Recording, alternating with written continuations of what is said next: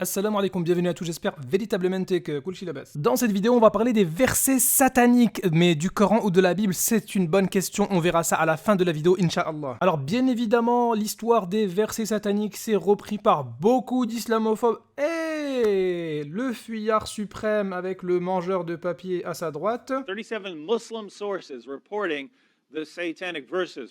Alors c'est quoi la fausse histoire des versets sataniques? Bien évidemment c'est une fausse histoire. Eh bien c'est ce qu'on va trouver dans certains tafasirs, comme quoi le prophète alayhi salatu wassalam à la Mecque, lorsqu'il récitait la sourate numéro 53 An-Najm, eh bien à un moment donné, lorsque le verset parle de 3 idoles, eh bien, Satan aurait suggéré au prophète alayhi salatu wassalam d'indiquer que ces idoles-là, eh bien, leur intercession est souhaitée. Le prophète alayhi salatu wassalam aurait donc récité ces versets-là sans s'en rendre compte, et par la suite, l'ange Jibril alayhi salam serait venu l'avertir de cette erreur-là. Alors c'est bien beau d'essayer de fouiller dans nos tafasirs, mais cette histoire n'est pas authentique. Nous n'avons aucune preuve, aucun hadith authentique qui rapporte cette histoire-là. En fait, ce qu'il faut savoir, c'est que ça suffit pas d'aller chercher des paroles dans les tafasir. Il faut voir si cette histoire-là, elle est authentique. Et c'est pour ça que Ibn Kathir, il nous dit, il n'y a pas de hadith authentique sur cette histoire-là. Pareil pour Al-Qurtubi dans son tafsir, il nous dit qu'il n'y a pas de hadith authentique.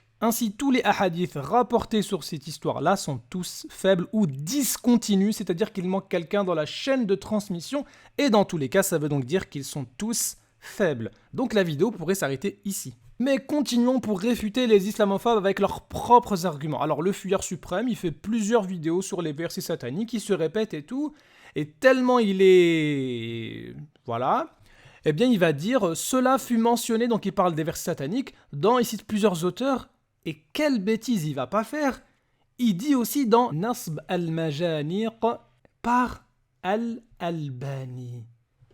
Mais Galate, s'il te plaît, vérifie tes sources avant de citer ici cet ouvrage d'Al-Albani. En fait, il nous dit l'histoire des versets sataniques, elle est citée dans ce livre-là, mais justement, le Cheikh Al-Albani, rahimahullah, il a fait cet ouvrage pour démontrer que toute cette histoire-là, elle est fausse. Eh bien, prenons justement cet ouvrage conseillé par le fuyard suprême. Alors, qu'est-ce qu'il nous dit ici, le Cheikh Al-Albani, rahimahullah? Eh bien, il nous dit que cette histoire-là, elle est faible. Il n'y a pas de hadith authentique. Et Wood, mangeur de papier, il nous dit « J'ai 37 sources islamiques qui parlent des versets sataniques. » Mais ces sources-là, elles se répètent, elles sont toutes faibles. Et d'ailleurs, le Cheikh Al-Albani, rahimahullah, il les a étudiées une par une et il a démontré par A plus B que c'est faible. Il n'y a aucun hadith authentique dedans.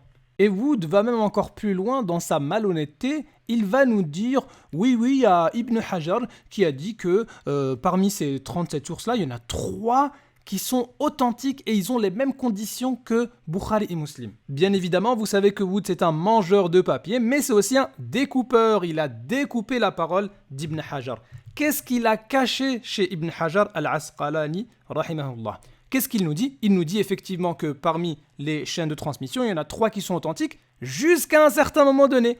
C'est pour ça qu'il dit Mursalayn et il dit également Wahiya Marasil. Ça veut dire que oui, il y a des chaînes de transmission qui sont authentiques jusqu'à un moment donné de la chaîne. Il manque quand même quelqu'un dans la chaîne de transmission. La chaîne de transmission n'est pas continue. Et Wood, lui, il enlève la partie Marasil, c'est-à-dire qu'il manque le compagnon dans la chaîne de transmission.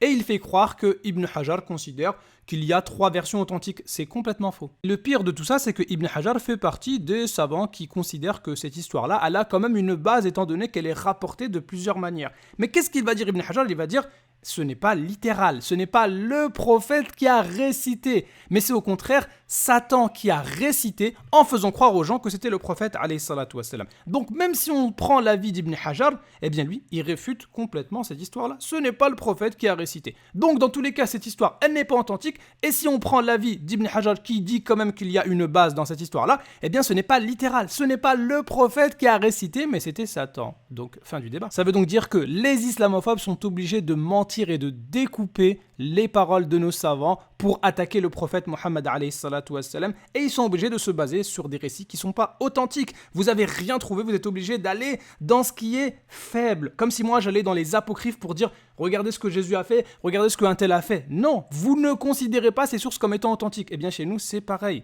S'il n'y a pas de preuve, si c'est pas authentique, on prend pas. Et en plus, la sourate elle-même, la même page de la sourate 53, elle vous réfute complètement. Dès le début, dès les premiers versets, la révélation, elle est préservée. Et juste après les pseudo-versets là, sataniques, là, on a vu qu'il n'y avait rien d'authentique dans ça, eh bien Allah Azza wa Jal, il réfute juste après ces idoles-là. Donc vous allez où là? Vous voulez faire quoi? Vous êtes complètement réfuté par le Coran et vous n'avez aucune preuve authentique. Donc allez là-bas. Alors maintenant qu'on a vu que les versets sataniques, ça n'existait pas dans le Coran, on n'a rien d'authentique, regardons maintenant ce qu'il en est dans la Bible. Et prenons un exemple, les évangiles. 3 prières sataniques selon les 3 évangiles canoniques. Qu'est-ce que c'est que ça? Eh bien, il est indiqué en Matthieu 16, 21 à 23, lorsque Jésus aurait annoncé sa mort, eh bien, Pierre s'est opposé. Il a dit non, cela n'arrivera pas. Jésus se retournant dit à Pierre, arrière de moi, Satan. Ça veut dire que Jésus considère tous ceux qui s'opposent à sa mort comme étant Satan. Ils sont Satan, c'est Satan qui parle en eux. Ok, et tu veux nous emmener où là? Eh bien c'est simple, Matthieu 16, on va aller maintenant dans Matthieu 26. Père, s'il est possible que cette coupe s'éloigne de moi, toutefois non pas ce que je veux, mais ce que tu veux. Mais là, de quoi on parle? Jésus, il demande au Père s'il est possible de l'éloigner de la croix, de la mort donc. Mais selon Jésus lui-même, le fait de s'opposer à sa mort, ça vient de Satan. Ça veut dire que la partie que cette coupe s'éloigne de moi, c'était Satan qui priait et non pas Jésus. Et pourtant, Jésus il va le répéter 3 fois.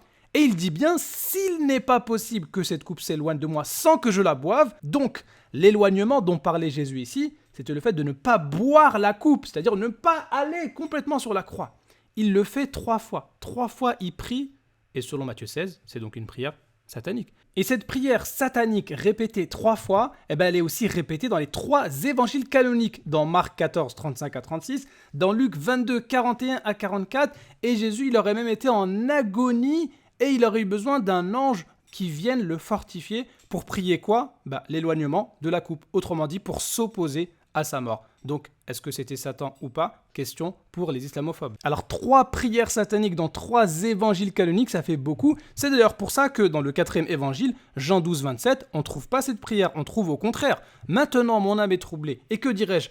Père, délivre-moi de cette heure. Mais c'est pour cela que je suis venu jusqu'à cette heure. Donc, autrement dit, Jean, il est en train de dire indirectement que Matthieu, Marc et Luc, vous avez fait n'importe quoi. Je ne peux pas demander au Père, délivre-moi ou éloigne-moi de la coupe sans que je la boive. C'est pas possible. Je suis venu pour ça. Et c'est vrai que dans les évangiles, Jésus, il annonce à plusieurs reprises qu'il devait mourir. Donc comment il a pu prier le Père? C'est pas possible. Donc si jamais Jésus était vraiment venu sur terre pour mourir, eh bien il a fait 3 prières sataniques. وقل جاء الحق وزهق الباطل إن الباطل كان زهوقا